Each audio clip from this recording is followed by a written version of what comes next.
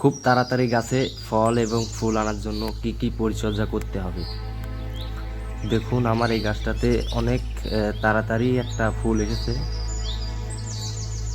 এই ফুলটা আসার মূল কারণ হলো আমি গাছে একটাও নতুন কুশি রাখি নাই। একটাও যদি নতুন কুশি থাকে তাহলে এই গাছে ফল ফুল আসতে একটু লেট হবে, ফল ফুল আসবে একটু লেট হবে। একটাও নতুন কুশি নাই, দেখতে পাচ্ছেন আমার গাছে।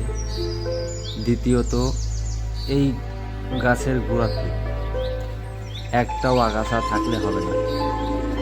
আগাছা রাখলে গাছের খাবারটা আগাছাই খাবে বেশি, গাছে পুষ্টি টানতে পারবে না। গাছের গোড়া সবসময় পরিষ্কার রাখতে হবে, তাহলেই অনেক তাড়াতাড়ি ফল আসার সম্ভাবনা আছে। যেমন আমার গাছটায় একটা ফুল এসেছে। আমার এই ভিডিওতে কালকে একটা ভিডিও ছাড়বো কিভাবে গাছের সার এবং ফল দেবেন।